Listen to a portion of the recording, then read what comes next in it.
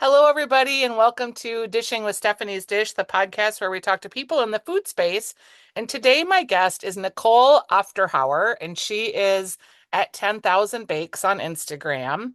And we became friends, kind of funny, through the Jason Show's hottest day on record at the state fair.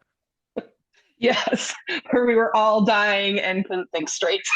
Yeah, we were just like sweating ourselves off, and Oh, you had made these super beautiful blueberry macarons, and you were hmm there to talk about your experience that you'd had as a state fair baker, but also on the Great American Baking Show, which if people don't know, because I still think people don't know that that show exists. they don't know. Even like my friends and family sometimes still don't know that it exists. Yeah, everyone knows the British version, but surprise, there's an American one. Yes, so the Great British Bake Off spun off a Great American Baking Show, and Nicole was a guest on it and did very well. Weren't you like in the final three? Yeah, I made it all the way to the finals. Okay, so that's exciting. And I just want to point out, I don't know when people are going to listen to this because I'm probably going to release it maybe this Friday or the next Friday. I haven't decided yet. But if you haven't gotten a chance, please go right now to Nicole's Instagram page and look at 10,000 Bakes because honestly, she has some of the most amazing spooky treats on there.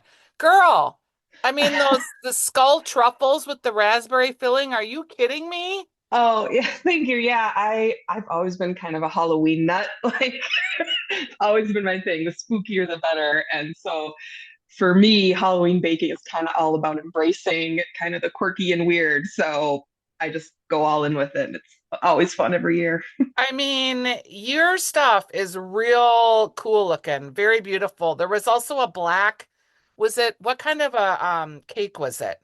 Yeah, so I made it was a Perry breast actually. So like a pat a choux base pastry. Yeah, it That looked like chew pastry stuffed or filled with like a cream of some sort. yeah. So I used black cocoa creme pat, and then there was also you couldn't see the picture, but there was like a raspberry gel as well. So kind of that dark chocolate raspberry thing, kind of fitting with Halloween. I mean, it was unbelievably fantastic looking. Oh, thanks. Yeah, like I said, I get to be my weird artistic self this time of year, so it's kind of fun. I like your weird artistic self. Take us and the listener kind of on the journey of how this whole thing started for you. So I have kind of been baking my entire life. You know, like most people grew up, mom in the kitchen, Nestle Toll House, Christmas cutouts, nothing Yeah. like crazy, but just, family baking. And as I grew up, I just kind of started to dive more and more into it. I'm kind of a shy person, so when I would go to parties, like talking to people is stressful, but if I bring a bake, that gives me something to talk about. Sure. So, I kind of started doing that more. And in college, I actually studied photography with like emphasis on food photography. And because I want to take pictures of babies. So I decided to do the food route. And then I kind of decided that, well, if I want to take pictures of beautiful things, I might have to learn how to bake some of these things. And so it's just kind of continued to grow and grow. And it's always been kind of my creative endeavor that's just for me and just for fun and really lets me express myself without the pressure. I'm an artist full time, so I have that pressure there. So this is just for fun, just for me. And when I saw that there was a Great American Baking Show, which I didn't even know. I'd watched the British version for years, and then I saw online that they were casting for the American version. I thought, oh well, let's see, why not. And I put my hat in the ring, and I made it all the way to the final round the first year, which I wasn't expecting. It's a very long process, and I just what I thought would maybe just be something that I'd enter and never hear from again ended up being this multi-year journey of traveling with baked goods and auditions. And after 2 years of auditioning, I was cast on the show. So That's yeah, so exciting. yeah.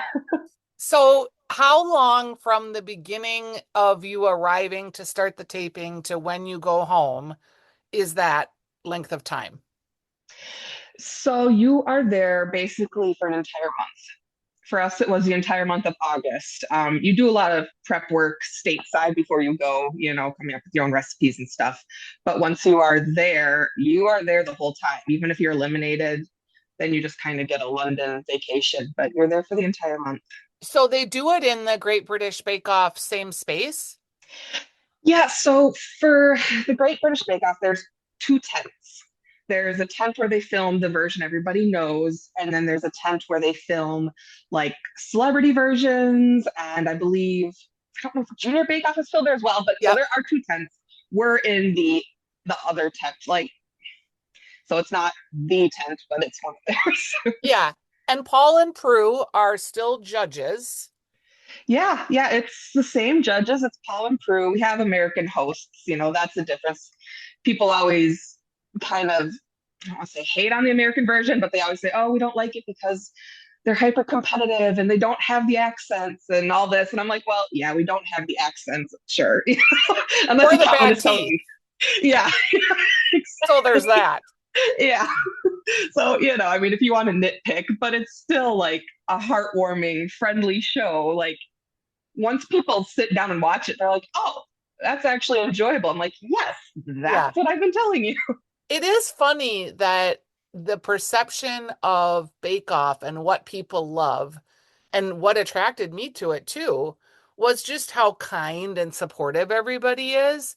And we've gotten used to watching these, chopped and these sort of aggressive male dominated like shows of competition.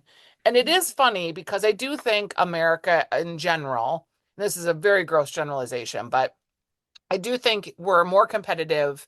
We're very aggressively business focused, like success focused.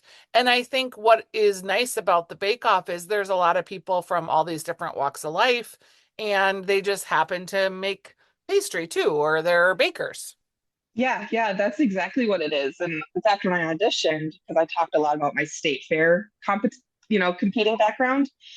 And they purposely were like asking me, well, are you hyper competitive? How do you feel if you don't win? And so I had to make sure that I expressed that I'm not competitive despite all that. Like, I love the community behind these competitions and the friends that I've made. And they are trying to seek out people for that show that are there to just be with other bakers and have Yeah, fun and get this experience and aren't there because they want to win. And I mean, the prize is a cake plate.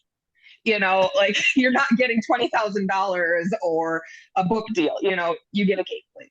yeah. So if you're not there to just have a good time, they're not going to put you in the tent. You happen to mention the state fair. Can you talk a little bit about your state fair baking experience? Because you're pretty well known and traveled in the state fair scene too. Minnesota State Fair.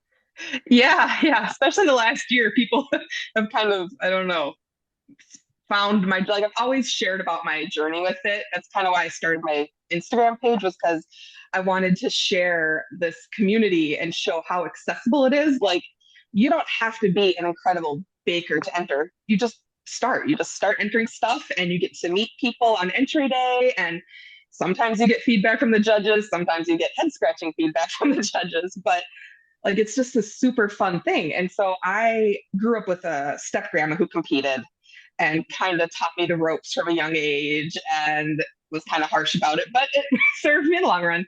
And so then about, gosh, it's been 10 years now, I believe. I did my first contest. I just entered three things, just to kind of feel it out.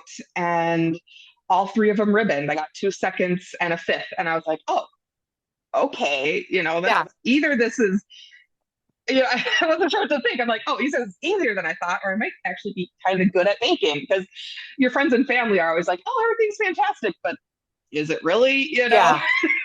So it's kind of given me this avenue to try new things and meet new people. And over the years, I've done pretty well and I've made some really amazing friends. And it's something I look forward to all year round.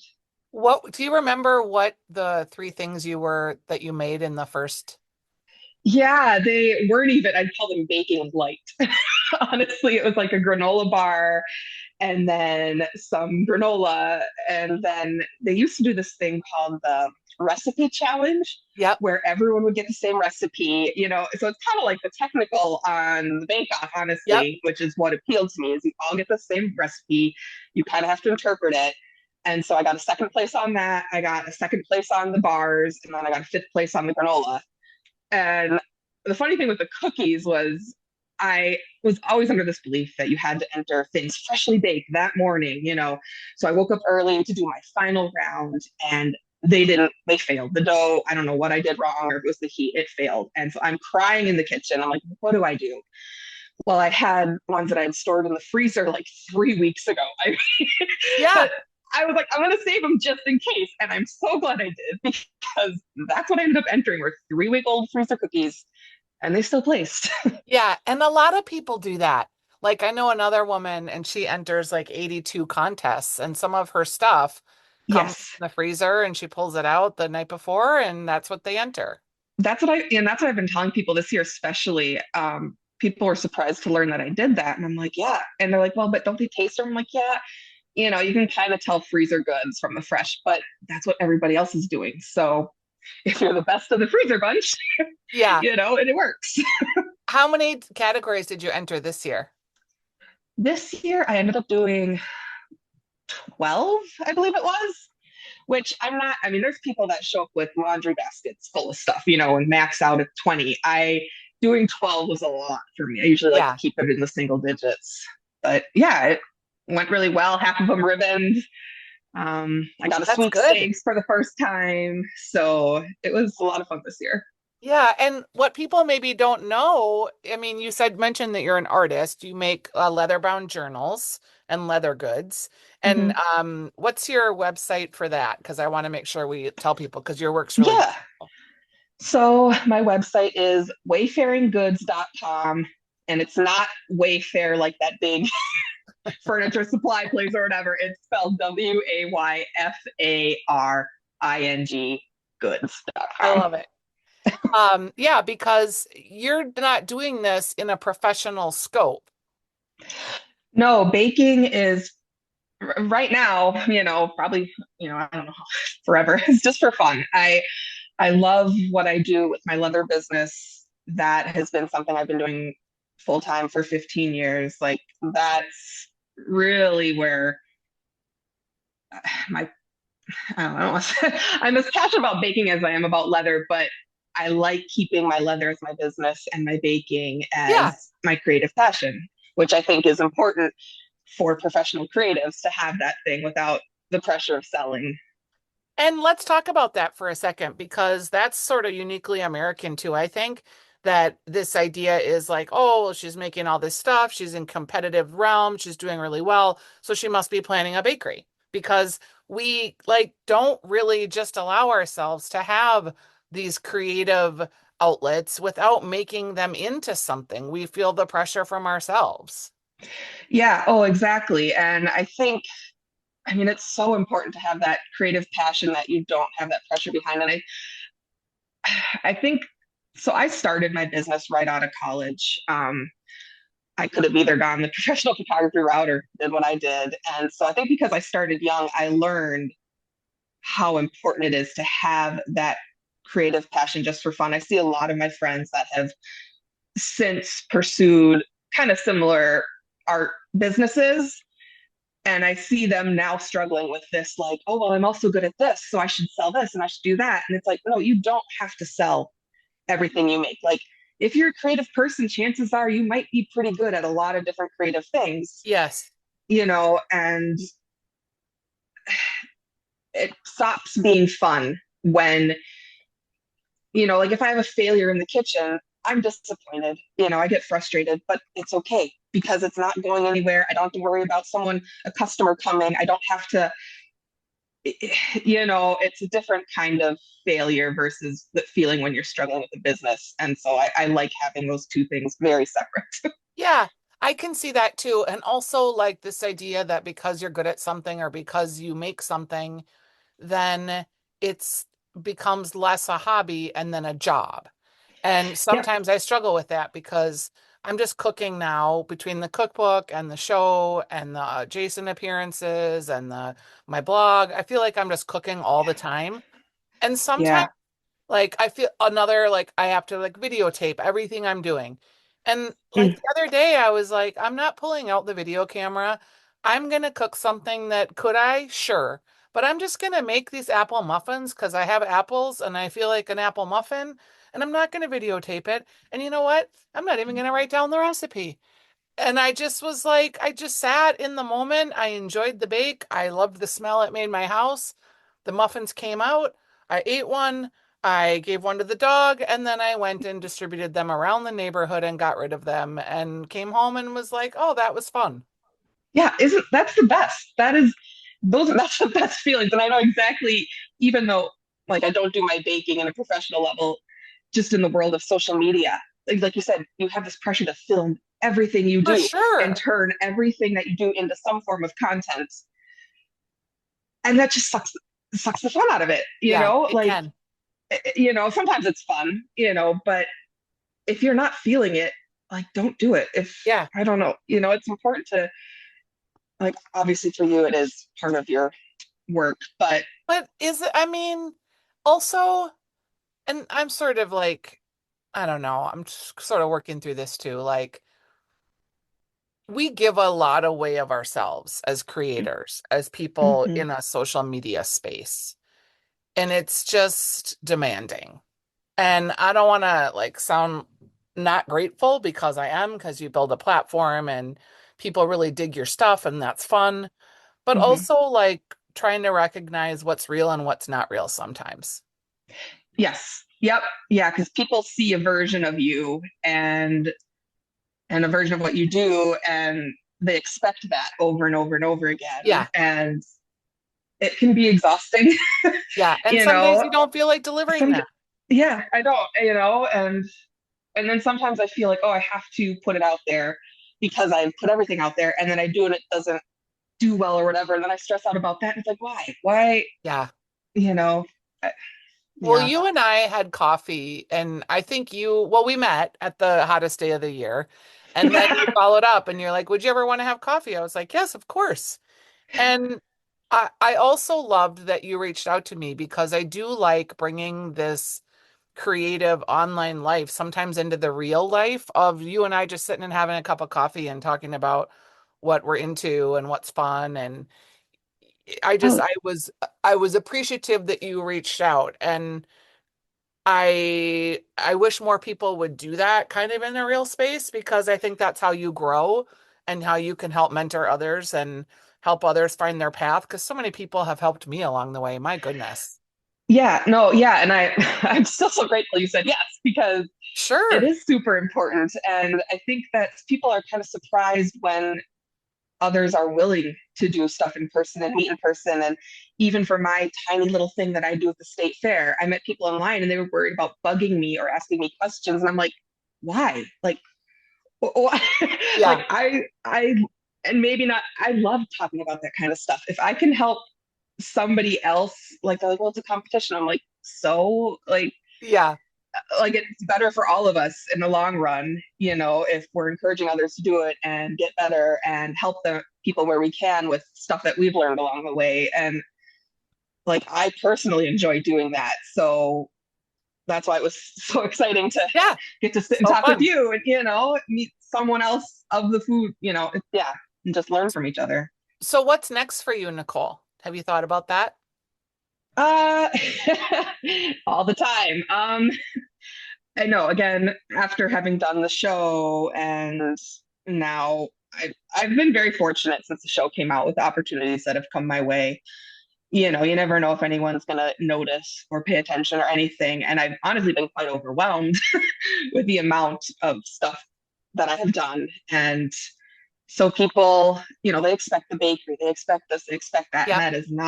that's not on my realm. That's not what I'm thinking at all. I long-term dream, short-term dream. I don't know. I always tell people I would like to do a cookbook. That was something I thought of wanting to do years. I mean, that's kind of always been in the back of my head because Yeah. I enjoy the recipe development portion of Yes. baking. That's kind of where my strong suit is. That's what I enjoy the most. So, obviously I'm going to be continuing on with my leather business as always, Yep. gearing up for holiday season right now.